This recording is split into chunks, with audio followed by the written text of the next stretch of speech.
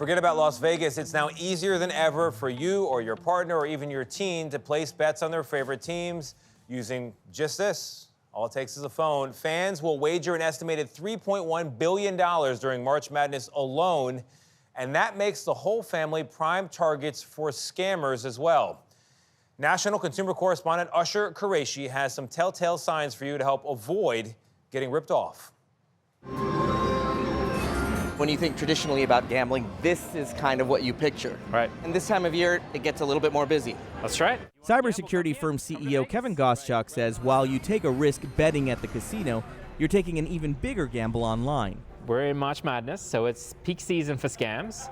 Is fake websites, fake apps being set up to lure you to go and put money into them, claim you're going to win big, and then, of course, it's a rug pull. There's no money to be gained.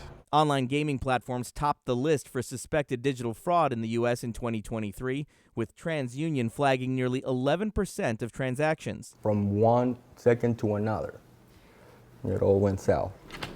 After years of gaming online, Ricardo Rivera was hoping to cash in big to pay for his mother's cancer treatment.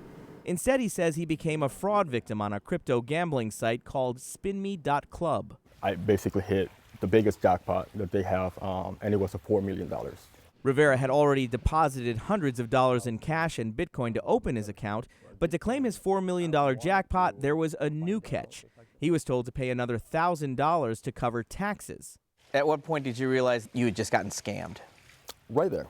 Right when they said you need to deposit $1,000. He says when he complained to customer service, the site blocked him and kept his money. Some people might say the idea of winning $4 million is so beyond expectations, you should have known better. But I've never seen it happen to me. Gaming is just yet another thing on their list of things they can do to scam people out of money, right? Kevin Goschuk says the site Rivera played on appears to be unlicensed and unregulated, what he calls classic warning signs. How do you know the difference between a legitimate online gambling operation and one that's not? If you're intending to gamble, go with the well-known sport bet websites, the ones that you see on TV, the ones that you see advertising in media. Those are most likely to be legitimate websites. Is it a red flag if the online platform is not available on the App Store?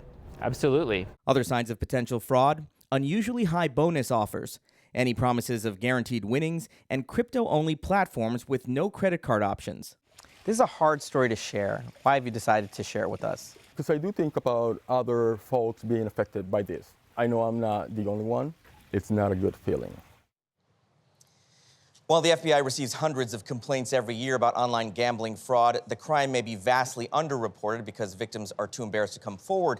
Now, we emailed spinme.club repeatedly to ask about Ricardo Rivera's case. All our emails bounced back, and when we reached out via chat, the site blocked us.